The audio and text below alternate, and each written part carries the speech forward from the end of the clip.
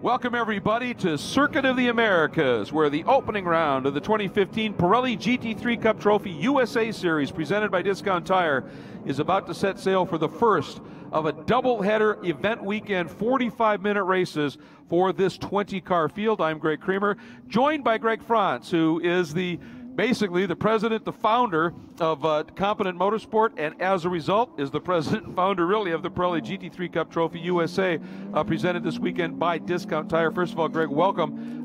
Great to have you here. And as the cars are setting out on their pace and parade laps, tell us a little bit about what's unfolding here. This is basically a GT3 Cup Series, one of Porsche's Cup Series. Two different classes of cars running here. Take us through what separates those divisions. Well, actually, Greg, thank you very much. Enjoy being with you as always, and I think that the fans are going to certainly in attendance are going to enjoy.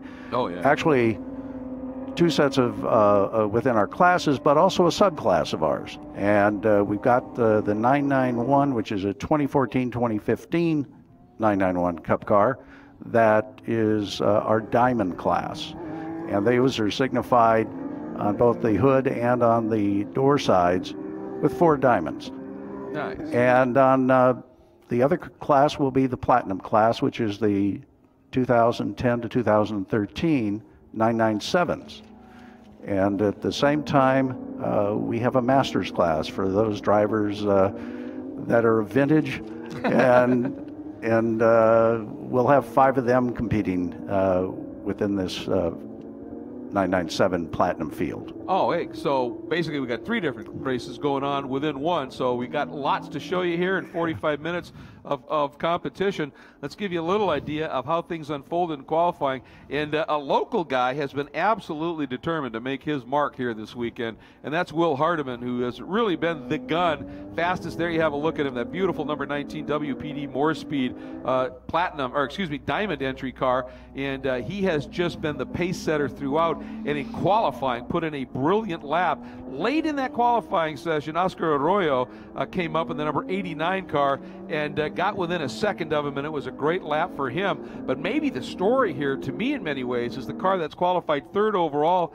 fastest of the Platinum cars, Fred Keimer in the ATX Autosport number 0. That was a brilliant lap. Yeah, Fred, this is the first time Fred's ever raced with us, but being from Texas, I think he has, that's that local knowledge showing up here. Boy, and that makes a difference on this very challenging track. Qualifying 4th overall, 3rd in the Diamond class, Alessandro Chiocchetti in his number 49. Then you take a look, next up, one of the real veterans in this type of racing, a champion in the IMSA GT3 Cup Series. I mean, the guy's really got some chops. The number 20, Fred Pourdad in the WS Affinity entry. I was frankly a little surprised to see him back in 5th. I think he's just laying back to make a show out of it. Completing that 3rd row, the number 84, Jesse Menser, a Diamond category car, the Distech storage-centric machine. Then we take a look, the number 2 of Mike Zwiebak, another driver with a lot of experience in the number 2. And then 2nd in the Platinum division, qualifying 8th overall, also very strong, the number 23, the Racers Group Porsche of Mark Nelson.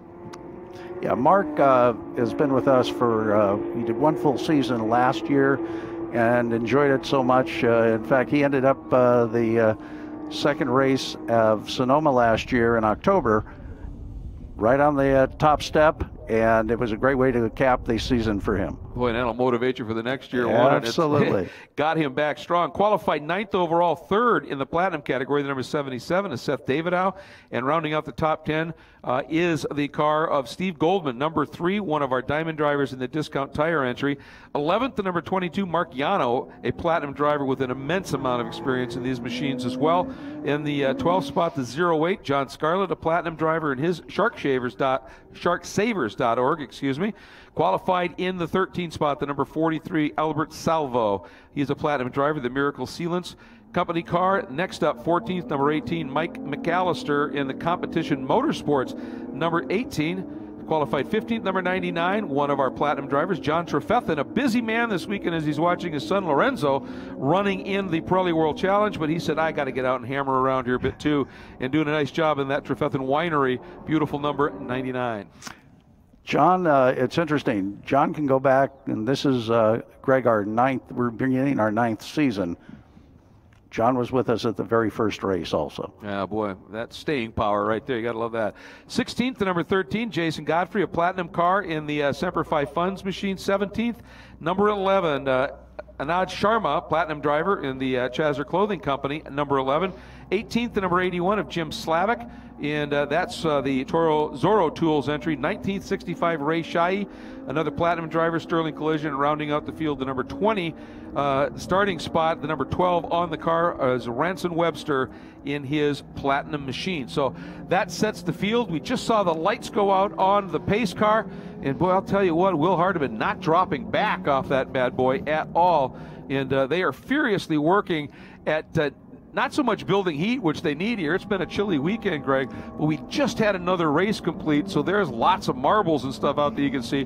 They're trying to make sure those tires are scrubbed clean as well, aren't they? Well, and think also, Greg, we certainly had a meeting prior to the race here, and all the drivers do understand you're not going to win this in the first turn.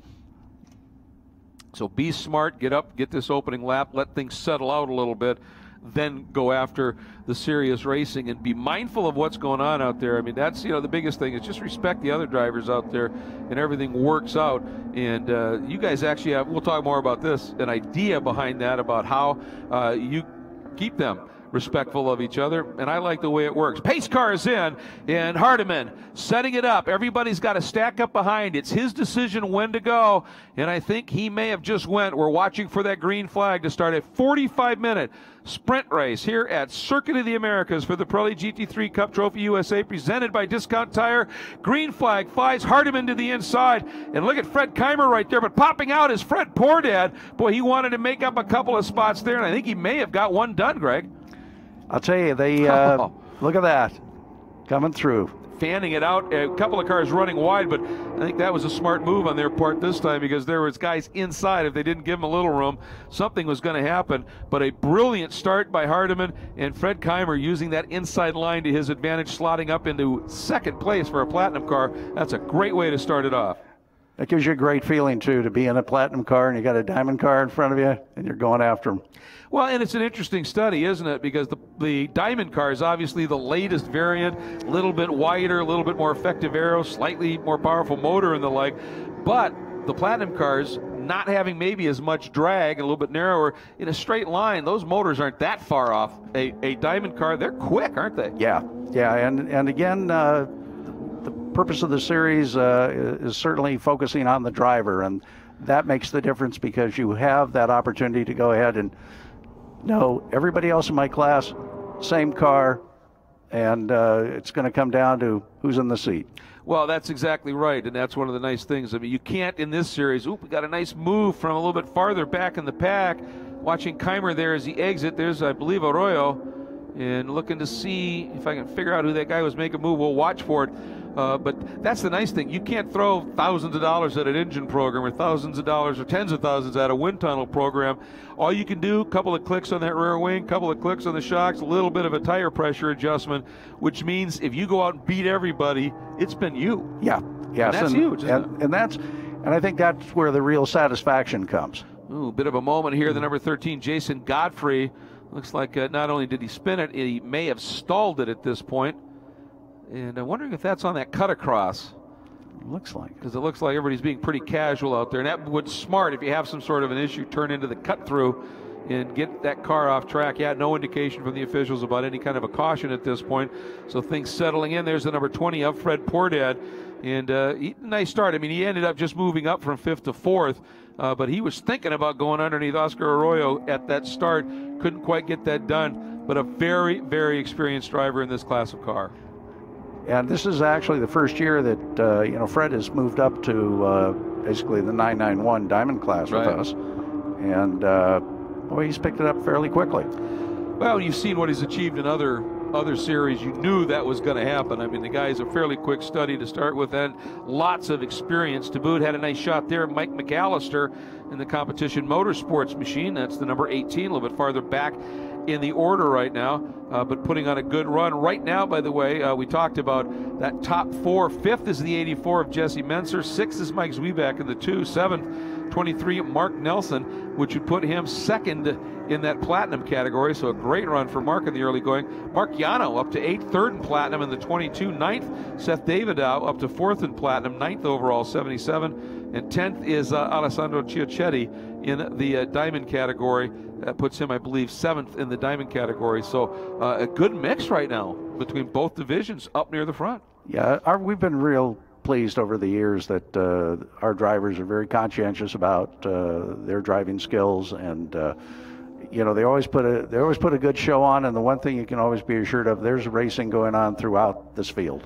Without question. And right now it looks to me like Oscar Arroyo, with that Tourism Mexico sponsorship on that car, might be starting to close it up just a little bit on Fred Keimer. And it's, you know, it's one thing to do a lap in qualifying, you know, string it together a couple of laps, get some speed. Now you got to make the car, got to make these tires, you got to make all of that last now, brakes, the whole thing for 45 minutes. Not a big issue normally with a Porsche, but you know, you're still slinging a car around a very challenging track. Well, like you said, the differential of the fact that they are all the same really comes into play here, and that's where the whole issue of racecraft, the development of that, you know, tire management really makes a difference. Well, and part of that is the whole concept, the way that Competent Motorsport and you guys have structured this series, is that you said, you know, we're basically a professional series, and if a driver gets here, that doesn't mean your education should stop. You guys have a whole structure in place to ensure that these guys continue to evolve. Yeah, as I think many people are aware of, there's certainly an accomplishment to almost in any sanctioning body to be able to get a race license and be proud of that. But unfortunately, what stops is the educational process to really move forward. And what we did in creating this series was to certainly just focus on racecraft and development of that with people that were serious about it. And these are passionate gentleman drivers and newcomers that like to move forward and become professionals. So you brought in essentially to help accomplish that a number of great driver coaches, led by a guy who's got more experience in Porsches than you can imagine, Craig Stanton, isn't it? Yep, Craig has been our director of coaching since year one, event number one. And we've had a number of other coaches come in to supplement that. We've enjoyed having a number of the Porsche factory drivers come in and do a weekend with us. Oh, bit of a moment here. It looks like Fred Keimer got it just a bit wrong. And yep, Oscar Arroyo took advantage, was not going to wait, and just knifed underneath. That was decisive, and that's exactly what you need to see happen. And so Oscar Arroyo now has moved up in the second, Keimer third, still leading in platinum, but now he's got a mirrors full of this beautiful black number 20 of Fred Portet. Coming up behind him, there's still Jesse Menser, and he's been impressive. A couple of times he was right near the top of the sheets in a couple of the sessions of qualifying, slipped back just a little bit, but now Portet really starting to heap the pressure on Fred Keimer. And that's one of the things that can happen, Greg. You're a driver and you see a guy in front of you make a mistake. In this case, two cars in front of you. The guy right in front of you takes advantage. You're thinking, well, if he's a little rattled, now's my chance. Let me get up there, just fill his mirrors up, see if I can force him into another little hiccup. Well, that's where you know, Greg, it's part of that, the strategy of when you get somebody looking in their rearview mirror, it's a huge opportunity for you. Well, that's there just it is. What happened. He just made a beautiful move up into turn one, knife to the inside last second. Fred couldn't cover it, and that was all it took. And now Portet is through, Fred on Fred right there, and made it work. But both of them slowed up a little bit, and you can hear the Jaws music playing as Jesse Menser is seeing opportunity right now. Yeah, and I think he's looking to set Fred up here too. And this is that great sequence of corners, lots of directions, and the first group of S's here is sort of patterned after that great Maggots-Beckett's complex at Silverstone. This next section of track starts to fall back on itself, patterned a little bit after Suzuka, and the S is there. And then you've got this amazing run through that kink and up into this. It's an uphill, hit the apex, drop down again, and the launch right there on that long, long back straight. And so Here we have a little bit of a jump. We're going to change and go a little bit farther back in the back. There's John Trefethen in that Trefethen Wines car, who is sitting right now in the 13th spot, and that's moved up a couple of spots from where he qualified. So good for him. Yeah, there's, I mean, there's, like we said before, there's a lot of racing going on throughout the track. And even though it's a platinum car, diamond car, everybody gets to be able to have a race with somebody. Well, and that's the neat thing about this is generally you'll find somebody that's running near your pace, and you know it may be for 8th, not necessarily for the lead, but you get out of the car, the helmet comes off, big grin on your face because you've just involved in a superb race. We're kind of seeing that right now with the number 23 of Mark Nelson we were just following. Just in the back there, right in front of Mark, is Mike Zwiebeck, that's silver number 2, then Mark Nelson, then the 22 of Mark Yano, and these guys are all over each other, and it's behind this lead group, but it's still compelling racing. Boy, look at this here, Keimer now. Yeah. Finally, he's been able to settle things down a little bit, get back in his rhythm, and is sort of locked onto the back of Fred Portet. Not enough to get by him, but so far he's been able to fend off Jesse Menser in that multicolored car right behind him. But boy, Menser got a great run, didn't he? He's going to go for it here up as he looks to the inside. And you can see right there in that shot, folks, that car that's making the pass. Ooh, big wiggle on the brakes for Menser. But you can see that more aggressive stance on that car. It's wider, it's lower, angrier, and he was able to use that that handling. And he was deep on the brakes. That thing was dancing. That 991's aero package really makes a difference, and it really makes it a very neutral car to drive. And a driver loves that. And of course, Porsches always have that engine overhanging the rear axle, essentially. So it's a huge bit of mass back there that pendulums around. And the Porsche engineers, they've just, this is such an iconic body style, this, Porsche 911 from, so long. But they've kept tweaking and tweaking and tweaking on the suspension. And it's just amazing, these new 991s, that people say, they are something else to drive. Well, what's interesting in our series, again, just a moment, is you can take a 996 GT3 Cup car, which is in the year 2000, and still come out and race in one of our classes and be able to go ahead and race on the track and be competitive with a 991 2015 car. Well, and it's interesting because, one thing about the way Porsche does their 911 and GT3 Cup cars is just because it's a bit older than another, it doesn't mean it's obsolete. I mean, these cars are still wicked quick, and they do that by design. The incremental changes are just that, so that that car that is being replaced is still a serious player in the right hands. That's right. That's right, and it's like you said, you get more than 2, and you're going to have a race on your hands.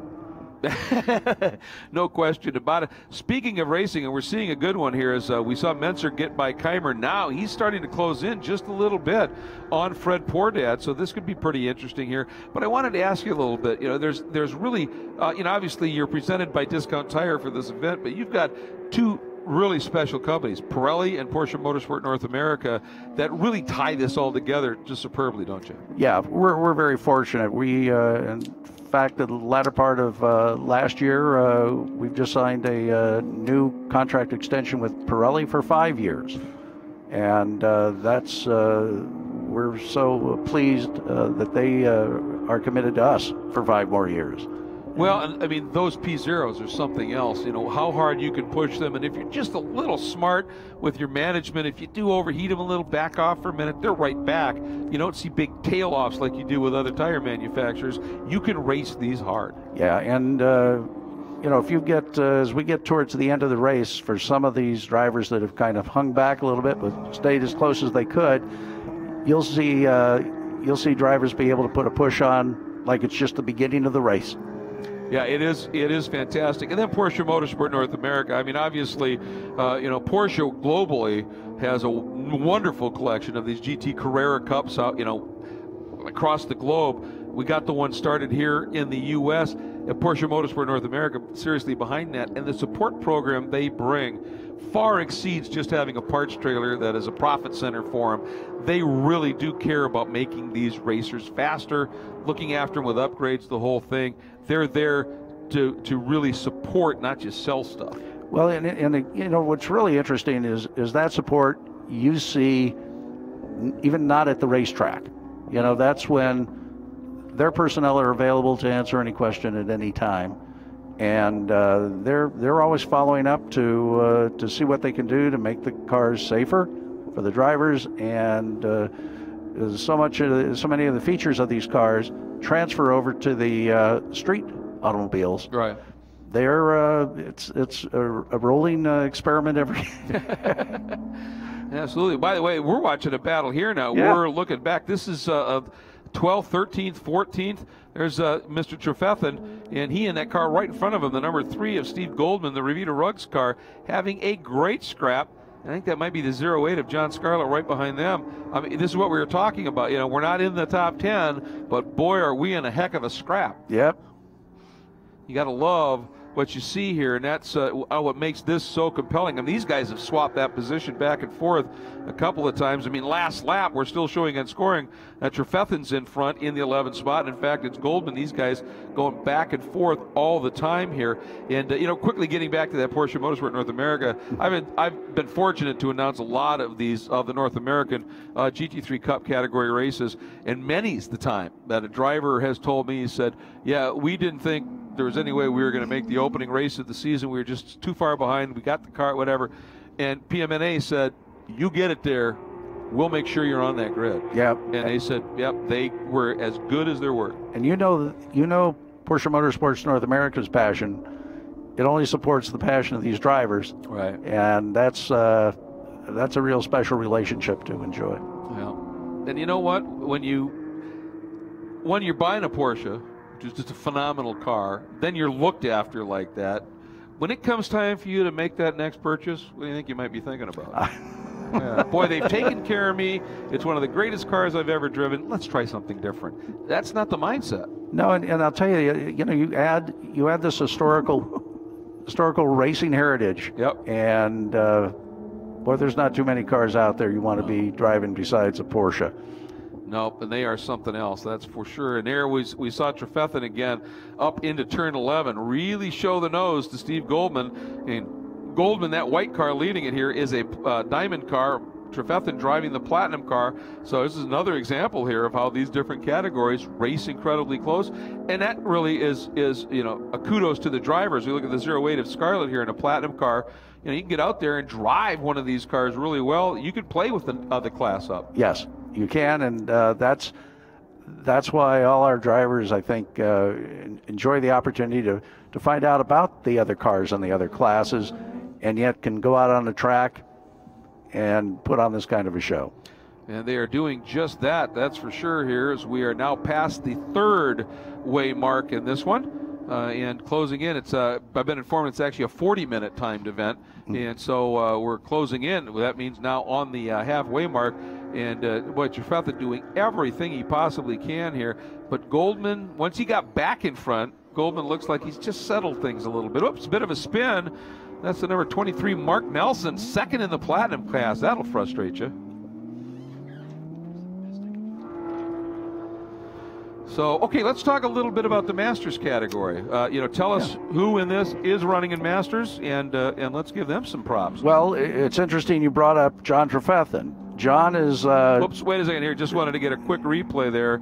And it was just that tricky turn 1, you know, get up there. And what a lot of people don't realize about this, that run, you know, it's that steep, abrupt 130-foot climb, and then it flattens out right when you get to the apex. And if you don't come off that brake a little bit, it's going to lock Cargus light, and around you goes. And it looks like that what may happen to Mark. It's interesting to me that I don't care how many of these video games you're playing, yep, you can't replicate what it is coming out onto this straightaway and going up that hill. Yeah. And there's just no sensation for it. It is insane. So I'm sorry, let's get back to our Masters lads. No, the five drivers that we have in the Masters class, John Scarlett in the 08 Shark Savers.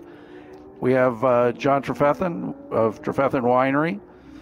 We have Jim Slavic with Zorro Tools. Ray Sheehy with Sterling Collision LLC, and Ranson Webster. All right, and we've been watching some of this great racing. I mean, John Scarlett had qualified up in 12th, a platinum car, up 12th overall, platinum and a Masters driver. That's a pretty solid accomplishment right there. Like I said, what you really discover after spending some time with these, drivers, you really get the sense of really their commitment and their passion for this is their hobby, this is their sport, and they take it seriously. Well, I mean, you think about the different paths sometimes. You talked about the young guys that are stepping up, trying to make a name, hopefully move up, become, get associated with a pro team and make that step. But there are a number of drivers that have spent a lot of time building a very successful career, and that takes, there's a level of competition in the business world that's as fierce as it is in anything else. Then they discovered racing a little bit later, got into a school, did something, and went, man, this is, what have I been missing? They bring that whole mentality to the racetrack, still ultra competitive, push, learn, do all that, and you see the success that they can create out of it. And that, like you said, it's those kind of life experiences that really do help a lot of these drivers. Mm-hmm. And I tell you, in the master's class, might not be the fastest, but I'll tell you what, when it comes to strategy, they know what they're doing out here. Boy, speaking of knowing what they're doing, how about this race that Will Hardiman has put on? We haven't seen him for a while just because he has checked out. His margin now over second place Oscar Arroyo, exactly 12 seconds last time by, and he's got the best lap of the race. He's turned a 2:13.78, Greg. And next up, I think, is a 2:15.2 that Fred Pordad just laid down. So just a great run by Will Hardiman. And I love the slogan for the WPD. It's a Texas-sized parts store. You got to love that. They are proud of things in Texas. And it's interesting when you stop for a moment, you go, we got half a race to go. I know. And I mean, right now, everybody else needs a little bit of help in terms of getting to Hardiman. And he's thrown it around. It's not like he's backing off at all, that's for sure. Let's see, he comes by. That was a 2:14.1. His best was a 2:13.7. So let's see here when Oscar Arroyo comes through. Remember, it was exactly 12 seconds last time by. And we're getting into the realm here as we're now into officially the last half of the race. We've just started the last half. He just gapped Arroyo by another 1.2 seconds. What we're seeing here, I think, Greg, is now, when we talk about it in racing, a clinic. Yeah. I mean, it's amazing what he's doing. Yeah, well, and this is the first time Will's had the opportunity to run with us, and I think he wants to make a statement here to his fans and certainly to himself going forward in the season here. So will be interesting to see how it carries through. Yeah, sort of a hello. Keep an eye out. I'll tell you what, though, that margin between these two, Arroyo and Fred Pordad, coming down. Pordad just uncorked his best lap of the race, a 2:15.1, and took 3/10 off of Oscar Arroyo in that lap alone. So this battle for second is really starting to heat up a little bit. And it's about 4 seconds to Jesse Menser back and forth, but he's doesn't have a lot of room back to our platinum category leader, the zero, Fred Keimer. He had that great qualifying run to third, and he sort of settled into fifth at this stage. And as we talked about earlier, you might have that, you put one good lap together, but it takes maybe 18 or 19 in this race to make it happen. Yeah, and you better string them together. That guy behind you who's doing the job's coming at you. Ooh, right there. Boy, Oscar, he really turned in early. That was a real early apex into that turn, and you saw what that can do to you. He just pushed wide there, and that was it. Pordad was all over the back of him at that point. And one, that's frustrating, too. That'll really overheat those fronts. You keep doing that. Yeah, we'll see what happens when they get around on that straightaway. He might just be trying to set him up here. Well, that's one of the things that, in driving schools, and I'm sure Craig Stanton will look at that and say, hey, Oscar, when the guy's in the mirror, you can't make the evil early apex move, because that's the old fast in, slow out move. Drive your line, maybe feint a little bit that way, but don't commit like that, so you get something to have on the exit of the turn. Yes, and I think that's, again, every one of these races, really, Greg, is an education for our drivers. Yeah. And because they're getting feedback, they'll certainly be getting a debriefing with Craig later Boy, and Oscar read that beautifully. When Fred made the move, Oscar did the over-under to perfection. I think if he'd been a little bit more aggressive, he may have saved that. But I think Oscar is also, thinking, well, I don't want to, clock this guy and everything, and let him slide through. But that gets back to that respect that we were talking about, which is something else I wanted to, talk to you about, because you said one of the real important things as far as your organization and how you conduct this is you want it to be fun. You want these guys to be friends, because it does limit the contact on the track. Yeah, and that whole sociability piece is important, because it really will direct you when you're on the track in a race. If you realize that maybe this might not be the best place to take a move on somebody, I can maybe do it someplace else, go, hey, that's Oscar in front of me. Yep. I'll go ahead and wait a minute, and maybe he sees another opportunity, which will look like Fred. That's what Fred did. Exactly, and it paid off. Now the interesting thing is, Fred was following Oscar for a long time, watching what Oscar was doing for lines, figured out his weak spot. Oscar hasn't let Fred disappear into the distance. Now Fred is under the same scrutiny at this point. Oscar's looking at it, going, "Where's he weak? Where can I pounce?" And this is what makes this so exciting. Yeah, this will play out into the wee last couple of laps to really see who's going to get that position. And it's going to be fun to watch it throughout. Jesse Menser, still, there's Jesse. You can see him a little bit farther back in the pack. He's got a little bit of breathing room over Fred Keimer at this point. And then Zwieback would be next up in 6th. Mark Nelson, 7th, 2nd in Platinum. Marciano, the 22, 8th overall, 3rd in Platinum. 77 is Seth David out, 9th overall, 4th in Platinum. And rounding out the top 10, Alessandro Chiocchetti in the number 49 machine. And, we're watching this battle here, these two guys in these diamond cars having a great scrap, racing each other so close, which really, to me, puts the exclamation point on what we're seeing Hardiman doing. Because it's the same car. Yes. Which tells you that man right now is just another level up. Yes. In what his performance is. And then this certainly gives him a parameter in which to be able to gauge that one. Absolutely. Going, okay, I'm running against guys are running clean, they're running hard, but boy, I'm kind of walking away here. Yeah. Now, let's ask this about the way that you guys have this series structured. When it's over, will everybody have the opportunity to look at any data from Hardiman's car and say, wow, this is where he's making up all this time. I ought to be able to do that, and then get that a little bit. Is that part of the coaching program? Well, Craig is available to go through any of the driver's data. He does one-on-one debriefs, and it's absolutely incredible when you get somebody of the stature of Craig Stanton, who's helping you out, and almost he's in that virtual right seat with you. Exactly. Yeah, it is. It's phenomenal. Those guys. One thing about those pros is, we were doing at Daytona this year, watching Sebastian Bourdais running in one of the prototypes, and he locked up a little bit. And the comment was, well, they call it the limit for a reason, and you exceed it, that's going to happen. But the amazing thing about that is when you're a pro, like a Stanton, you live at that limit. And how you don't go over it or under it, you're always there. That's the gift, isn't it? As soon as it's absolutely amazing to me when you see professional race drivers get into a car. They're not easing into a car. They jump in a car, and they jump on it, because that's going to, as you said, Greg, they're going to find the limit very quickly and know what to do, but they're going to do it in no more than about 2 laps.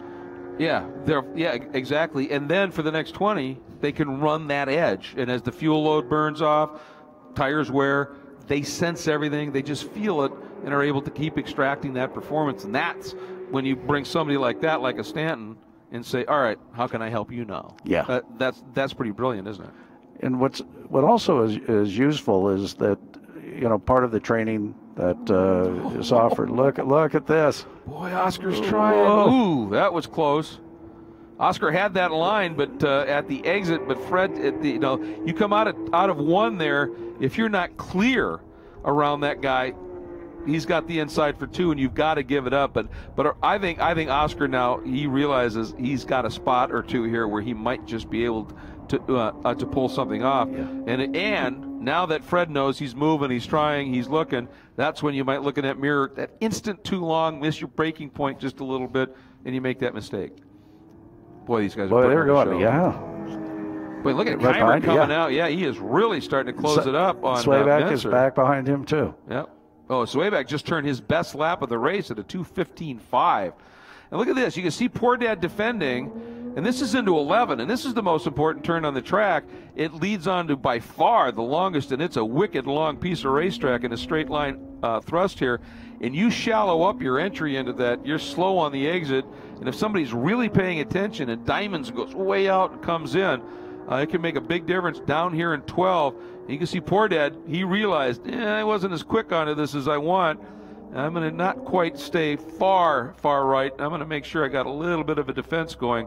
And Oscar's going, he knows I'm here now. You've got to, as you mentioned earlier, I mean, what it's about is being able to roll back on that throttle and come out of there cleanly out of these turns. Yep. Well, one of the cool things, from the driving I did, it was always just club racing stuff. I never did anything pro, but one of the joys was when you're in that pursuit mode and you see that guy missing that apex a little bit, starting to defend a little bit. The grin in Oscar's helmet is getting bigger and bigger and bigger. You know, now the only issue is that when you get right up behind somebody, you start to lose some of the aero and the like. Now you can start to overheat the tires. So you've got to always be working. You know, it's really a tightrope, isn't it? Yeah, and to keep going back to that conversation, this is the best training that you can get as a driver is what we call competitive seat time. Mm-hmm. Oh yeah. You can't replicate this in any other way. You've got to be in a seat. That's why we average anything from about 4.5 to 7 hours of track time over a weekend. But it's again always looking at that, trying to make it as competitive as possible, so they get that experience, and then when they're in a race, that's what you're going to see. Well, and that's a good point. I mean, you know, a lot of people think racing is all about raw speed. Certainly that's an element, but it's about racecraft. And you know, like you said, you can be awfully fast, but if you can't tell when you just rooted those tires, you're just going to go slower and slower and slower and slower, and it's about control. Now look at this. There's Fred again. Big defense. See if Oscar really gets the run he wants off that turn. Oh, I think he had it, and then the back end stepped out. Yeah. And that may have just scrubbed enough. Boy, he was greedy on that throttle. He knew it was an opportunity, wasn't it? But that's what, you talk about, again, the fundamentals of car control. Yep. Situational awareness of where you are on the track, where the other cars are on the track, all help develop that racecraft, and you see it demonstrated in every turn, in every race there is. Absolutely, and I think Zwieback got around Fred Keimer. Yeah. He did. So Zwieback's a man on a move. We talked about it. He was turning his quickest laps of the race here a good 2/3 of the way into this one, as we're into, what do we have here, about 7.5 minutes left in this one. So this is going to be interesting to see just what is left for these guys to be able to come after here and see what they're going to be able to put down, and whether that black car of Poor Dad's going to be able to fend off what appears to be a very hungry Oscar Arroyo. Well, they're putting a show on right here, and we have Mr. Arteman down the road. Yeah, he's gone. He's just, let's see his official margin now. You know, it's going to be a while, because here we go. We'll find out when Fred crosses that line in timing updates. 26 seconds. I mean, Hardiman is, like we said, he's just put on a clinic here. And I'm going to say one more time, WPD, More Speed, the sponsors on Hardiman's car. So I don't know if we're going to see him again until the last lap. So we'll give him that plug. Now we'll focus on this, and it is a good one. And I think that Zwieback, he closed up quite a bit on Menser, so the battle for fourth behind these guys may be pretty stout here as well. But boy, this one's just spectacular. Yeah. Oh, this is some clean, hard driving. And boy, it doesn't get better than this. No. Well, this is what you want to see. This is what it's all about.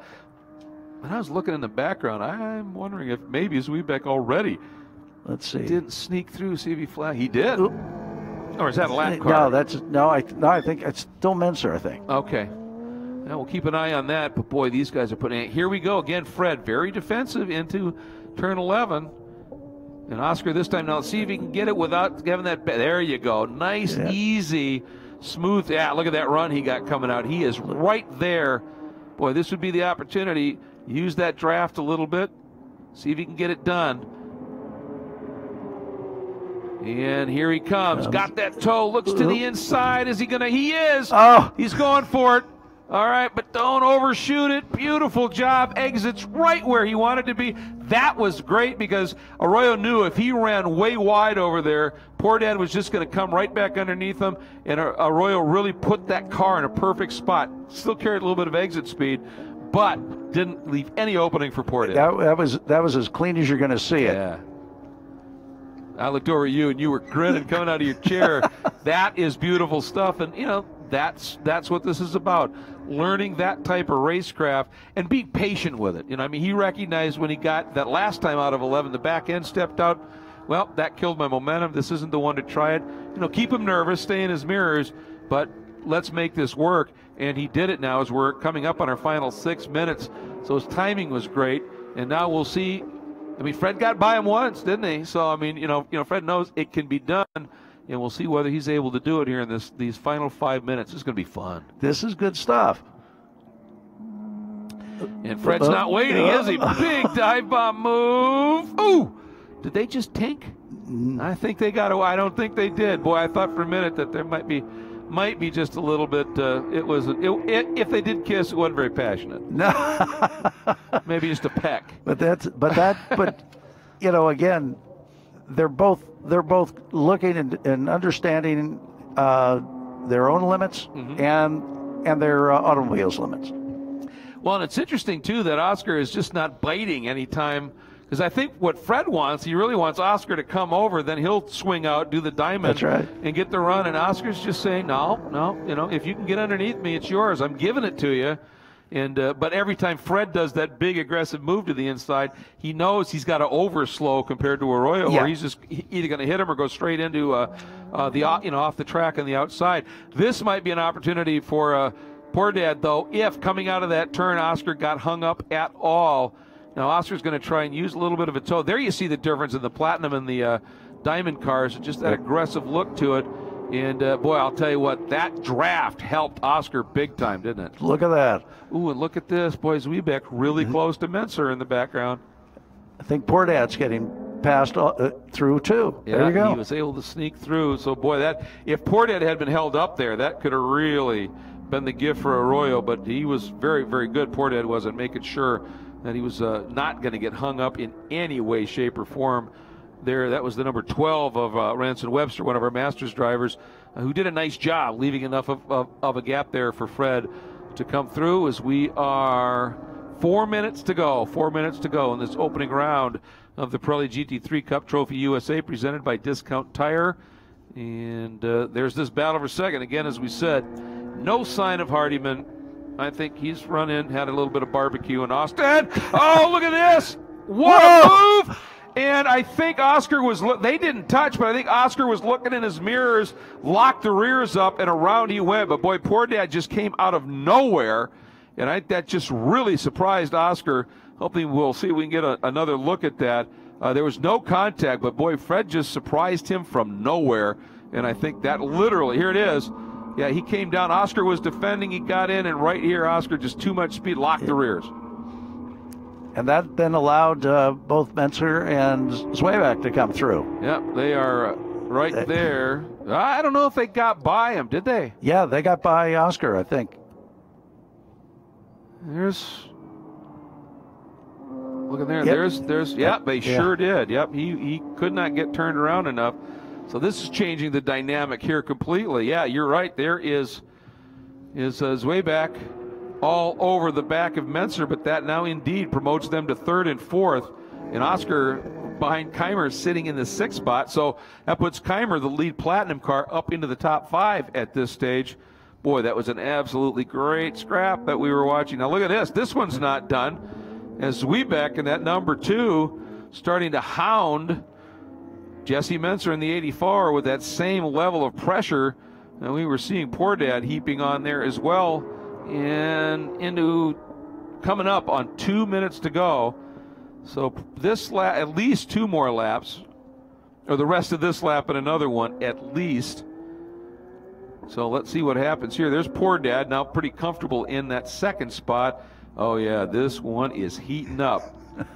Boy, this is going to be fun. That discount tire entry of Zwiebeck starting to really put some pressure on here. And Menser doing just a beautiful job in the WMS Affinity entry, just hanging on at this point. There he is, right there. Your leader, that white car just slicing through. He is gone. Look here at the number 43 of Albert Salvo. There's Poor Dad, second, and finally with a little breathing room, Greg. Yeah, and what's interesting is both, this is the first race actually for Fred, Jesse, and Michael in the 991s. Really? Yeah. Yeah. Wow, are they doing an absolutely fantastic job? They've certainly tuned themselves to this car. Yep. And up into turn one. Last, I didn't see. I think we got a checker. I think we got the white, didn't we? Yeah. So we should be on our final lap. Oh, checkered flag. It is a checker. So, yep, you're right. There's a replay. There it is. Hardiman. That's why we were looking at Hardiman. He picked up the checkered flag. And let's see, final margin of victory, how about 34.4 seconds?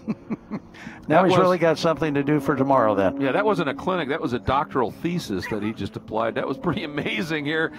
Fred Poor Dad, solid run to second. And again, that great battle with Oscar Arroyo's. Too bad Oscar ended up with that spin and done. And again, there was no contact. That was just a little bit of a mistake dealing with somebody coming after you.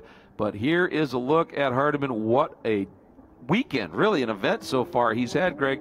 So fast in all of the practice sessions, at great pole, and now bringing it home with an absolutely dominant win. Yeah, it's exciting first race for us in round one, and guess what? We're going to be doing this one tomorrow. Absolutely, and you guys qualify again. Yes. Before the second round, so they've got that pressure to deal with as well. So let's give you a rundown. Hardiman, Poor Dad, Menser, that's your top three. He did hang on over Zwiebeck. Diamond class all, Zwiebeck also in Diamond. Then in fifth, Fred Keimer, the zero, top platinum driver, so congratulations to him. Then there was Arroyo back there a little bit, but I'll tell you, just some absolutely fantastic racing across all the divisions, and some good battling going on with those Masters drivers, Scarlett, Trefethen. We saw those guys locked in combat. It was absolutely spectacular. So, boy, we're looking forward to seeing this one fold out again tomorrow. Greg Franz, thank you so much for joining us here. Thank you very much. And appreciate the coverage. Appreciate this series. It's so much fun to watch, and we look forward to it happening all again. So that's it. We're wrapping up our coverage of the opening round of the 2015 Pirelli GT3 Cup Trophy USA Championship presented by Discount Tire here at Circuit of the Americas. Round two tomorrow.